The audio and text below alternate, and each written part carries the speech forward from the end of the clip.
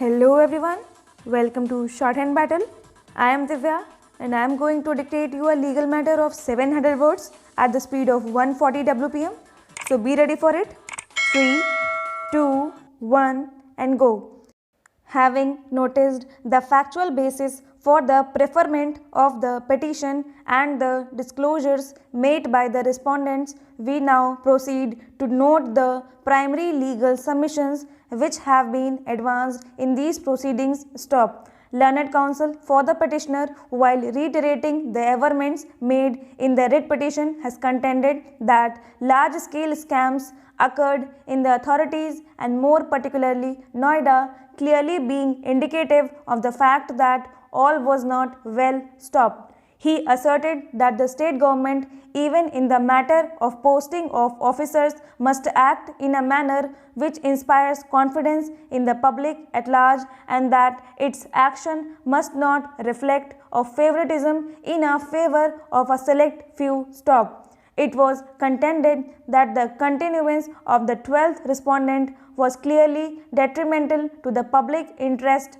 without justification in law, and that the state government was continuing to accord him protection despite various scams and allegations having been levelled against the 12th respondent and Noida. Stop. It was therefore submitted that larger public interest clearly warranted removal of the 12th respondent from the post of CEO Noida Para. The learned counsels for the respondents have, apart from addressing submissions on the merits of the allegations levelled in the petition, in unison taken serious objection to the entertainment of the PIL itself, and have submitted that the instant petition was neither bona fide nor did it espouse any issue of public interest. Stop. In this respect, we note that not only the learned Advocate General but also Shri Ravi Kant, learned Senior Counsel, and Shri Ravindra Singh, learned counsel who appeared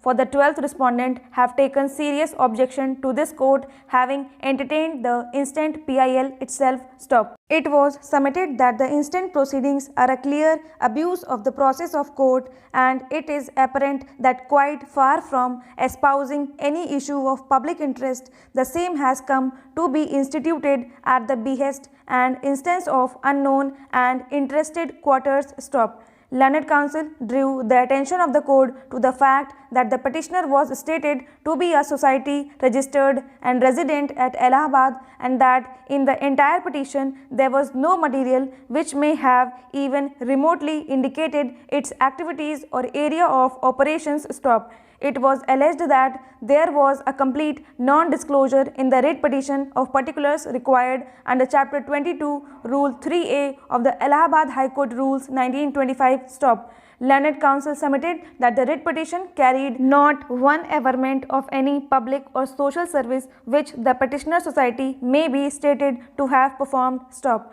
Additionally, it was contended that the writ petition itself did not bring on record either the memorandum or articles of the society so as to indicate its aims and objectives. Stop. In fact, learned counsel submitted that the petition had been instituted and entertained even in the absence of a resolution of the society deciding to institute the present proceedings and authorizing the petitioner in that regard. Para. The attention of the court was further drawn to the fact that none of the office bearers of the society had come forward to even affirm the affidavit in support of the petition, and that the writ petition itself had been preferred on the strength of an affidavit of a 24-year-old resident of district Kaushambi who was stated to be engaged in farming. Stop. Viewed in this light, learned counsels submitted that the petition clearly lacked bona fides and should have been dismissed